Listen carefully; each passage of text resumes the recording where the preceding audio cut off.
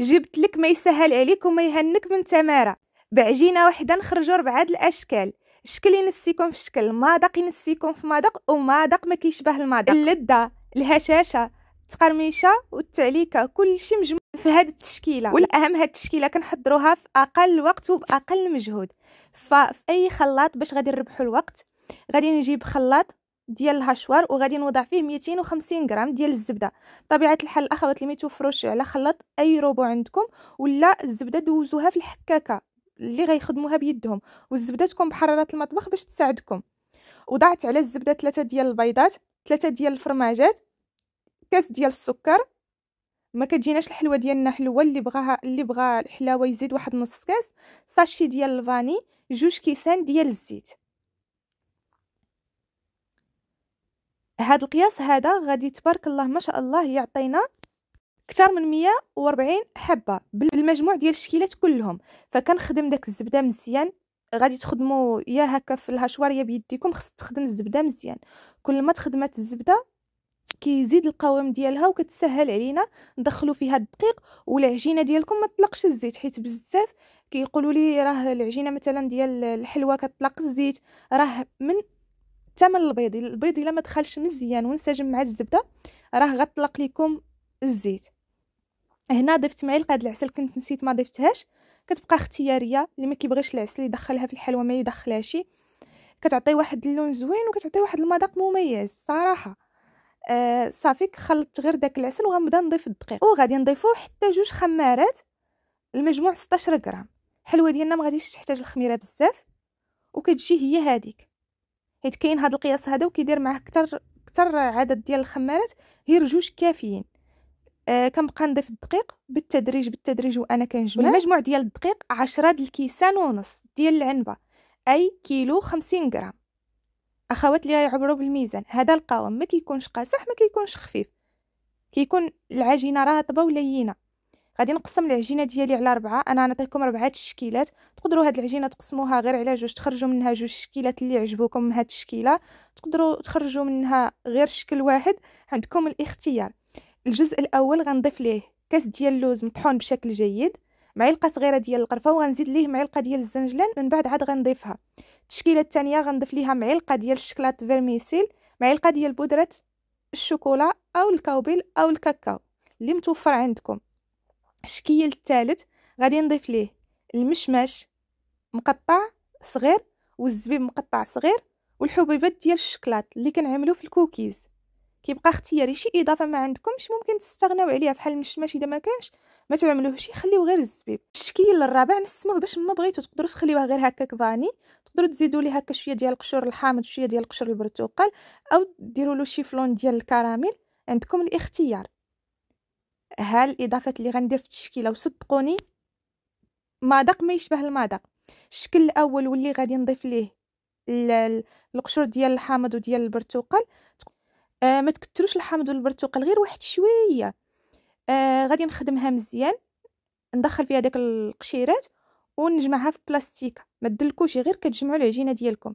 الشكل الثاني اللي درت ليه الزنجلان كاوكاو محمر ومطحون والقرفه، كنزيد ليه شويه ديال الزيت، زدت ليه تقريبا واحد 4 المعالق ديال الزيت، 4 كاس باش داك الكاوكاو كيطلق الزيت ديالو. صافي كنجمعوها في بلاستيكه ونخليوها. والشكل الثالث فيه الزبيب وحبيبات الشوكولا والمشماش اللي كيبقى اختياري، كنزيد ليه شويه ديال القشور الحامض، شويه ديال القشور البرتقال. كتجي خطيره. هذا الشكل هذا كيجي خطير جدا. شي اضافه ما عندكمش تقدروا تستغناو عليها. والشكل هذا ما شاء الله اللي كيجي واعر عاوتاني. معلقه ديال الشكلاط فيرميسيل مع معلقه صغيره ديال بودره الشوكولا. كنزيد واحد شويه ديال الزيت. دائما فاش تبغيو تدخلوا الشوكولا بودره في العجين، زيدوا واحد نقيطه الزيت باش داك الشكلاط كيطلق ليكم. صافي كنخدموها مزيان هكذا بالكف ديالنا باش داك بودره الشوكولا كتطلق، وكينسجموا المكونات بشكل جيد. هذه دائما هذه الخطوه زيدوها في الحلويات ديال الشكلاط ديالكم. صافي هنا كنجمعها، وبها غادي نبدا بهذه ديال الشوكولا. غنبدا وعلاش خليت هذا الشكل ديال الشكلاط هو الاخير، باش الشكيلات الاولين ما يتقاسوناش بالشكلاط. صافي شكلت الحليوه ديالي كويرات، كل كويره تقريبا فيها واحد 18 غرام. القياس ديال الحلوه نتوما كتحكموا. وغادي ندير هذا الشكل هذا على الشكل ديال الشهده. اذا اذا عندكم بحال داك اللعيبه راه حتى هي كتخدم بحال زواقه الشهده، كديروا خطوط بها بالعرض وبالطول. صافي خديت الطابع كنبقى نعملو في الدقيق، وكنطبع الحلوه ديالي، والصينيه ما تفرشوش فيها الورق، حيت اذا فرشتو فيها الورق الحلوه غتبقى تلصق لكم في الطابع. وقربتكم الطابع، حيت احسن طابع كناخذ في هذا الشكل ديال الشهده هو هذا. لاحظتوا عندي بزاف ولكن هذاك واعر. صافي كندخل الحلوه ديالي الفران اللي مشعول غير من الاسفل على 160 درجه. الشكل الثاني اللي ضفت ليه الكاوكاو والجنجلان والقرفه كنشكلوا كويرات، كندوزهم في السكر كلاصي، وكنزين كل وحده بنص حبه ديال الكاوكاو. عندي محمر باش كيجي مقرمش. صافي داك الشهده مازال كطيب، وانا هاد الصينيه هادي حطيتها الفوق، حيت هاد الغريبه كنبغيوها تشقق. هاد الغريبه درت 20 غرام في الوحده. صافي كطيب حتى كتشقق من الوجه، كنهبطها لتحت. الشكل الاخر اللي فيه المشماش والشكلاط والزبيب كنطلقو هكا ما بين جوج بلاستيكات. هاد الشكل هذا لقى اعجاب كبير عندي في القناه، راه تبارك الله ما شاء الله فات وقيله 2 مليون، وما شاء الله شحال الاخوات طبقوه وكل شيء حمق على هذا الشكل هذا. المذاق اللي فيه كيجي خطير، فيه التعليكه وفيه القرمشه، كيجمع كل شيء. صافي كنطبع بالطابع دائري حسبي، ولاحظوا معايا ما كنخليهاش غليظه بزاف، راه كيجي تقريبا بحال الصابلي، غير هو فيه داك الاضافات اللي كيميزوه بزاف. البنه ديالو لا تقاوم. كناخذ المربى ديال المشميش او خذوا المربى ديال الخوخ، وكندهنوا الوجه ديال الحلوه. وعندي هنايا الكاوكاو مهرمش، انا عندي كونكاسي، خذوا غير الكاوكاو اذا كان عندكم محمر هرمشوه، ولا هكا كونكاسي باش ما كان ماشي مشكل. انا سبق لي خدمتها معكم شحال هادي بالكاوكاو محمر ومهرمش، واليوم كان متوفر عندي هكا كاوكاو كونكاسي خدمت به.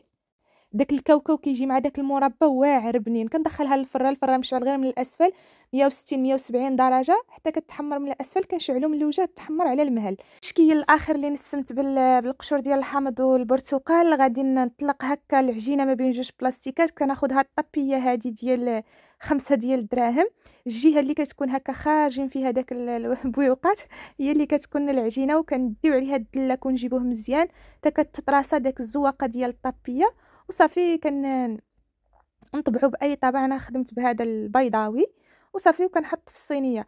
اللي ما عندهمش هاد الطابيه خليوها غير حسبي عادي، اولا ديروا فوق السيلبات، طيبوا الصبلي فوق السيلبات. صافي كندخل داك الصبلي يطيب، النار مشعوله من الاسفل حتى كيذهب شويه من الاسفل، عاد كنشعلو من على الوجه. والسر ديال الحلوه دائما الفران يكون مهيل باش الحلوه كطيب بحال الوسط بحال الجناب، وكتجي فيها التحميره هي هذيك. فانا الحلوه كلها ما فتليهاش 160 درجه، 160 الى فوت 170. صافي وصافي طيبت هكا وحده مر وحده، وما شاء الله ما خداوليش الوقت نهائيا. صافي هنايا التزيين. هاد الحليوه ديال الشهده درت ليها هكا النص بالشكلاط. درت انا الشوكولا السوداء باش مشيت في نفس اللوغو، وزينت هكا بشويه ديال الكاوكاو. تقدروا تزينوا بشكلاط فيرميسيل. صافي الصابلي الاخير ملي كيطيب كيكون على هذا الشكل هذا، شوفوا كيجي ما شاء الله مسطح. الزواقه كتجي باينه، تقدروا تزينوه باش ما بغيتو. انا بكل صراحه كنت غنزينو بالتعليكه ديال الحامض، ولكن دركني الوقت وصافي لقيت حدايا الكراميل وزينت بيها، وحتى هي جات معاه واعره. صافي الحليوات ديالي هما هادو، ما شاء الله كيحطوا لينا كميه كثيره، فعمرت هاد 2 بلاطوات وبقى لي من غير الشهده والصبلي اللي لصقت بالكراميل. هما هادو القياس اللي في البلاطو هما اللي عطاوني تبارك الله اكثر من 30 حبه. مي الغريبه والشكل اللي بحال الصابلي اللي دخلت فيه الزبيب والمشماش، هادوك ما شاء الله حطوا لي اكثر. المهم المجموع ديال الحلوه اكثر من 140 حبه. فهذه التشكيله اللي حضرت معكم، شكل ما كيشبه الشكل ومذاق ما كيشبه المذاق، ودرتهم هكا في البلاطو باش يبانوا لكم اكثر. ما بغيتش نجمعهم في التبصيل، بغيت هكا في البلاطو باش حتى هكا ان شاء الله الا درتو شي شكل في هادو ولا درتوهم كاملين توضح لكم التشكيله كيف كتجي. فالغريبه كتجي بهذا الشكل، كتجي فيها داك التعليكه ديال السكر كلاصي من برا والهشاشه من داخل، راه ما نقول لكمش شحال واعره وبنينه، كدوب في الفم. نتمنى تجربوها، خرجوها هكا من تشكيلايات غير داك العجنه كلها ديروها ديال الغريبه كتحمق. والشكل ديال الشهده كيجي بهذا الشكل هذا، كتجي مقرمشه وبنينه بنينه بنينه اكثر ما كتصور. الشهده كيجي فيها المذاق بحال الكوكيز. اما هذا الشكل هذا كيجي رائع عاوتاني، كيجمع ما بين الهشاشه ما بين التقرمشه ما بين التعليكه، واحد المزيج خطير كيجي فيها المذاق بحال ديال الجولدين، واحد المذاق مميز ديال داك الحلوى. والصابلي اللي لصقناه بالكراميل تقدروا تلصقوه باي تعليقه حتى هو كيجي بنين وهشيش ورائع. فهذه التشكيله اللي تقسمت معكم فشكيا ان شاء الله ينسيكم في شكيل كلهم واعرين. وتقدروا من العجينه اللي عطيتكم تخرجوا مثلا غير الشهده والغريبه، تقدروا تخرجوا غير الشكيل اللي فيه الزبيب ومزينينه بالمربى والكاوكاو، غير هو مثلا غتخرجوا غير الشهده كتزيدوا في الكميه ديال الشوكولاط بودره وديال الشوكولاط فيرميسيل. الا غتخرجوا الغريبه غتزيدوا في الكميه ديال الكاوكاو. كان عندكم اي سؤال خليوه لي في التعاليق. عواشركم مبروكه.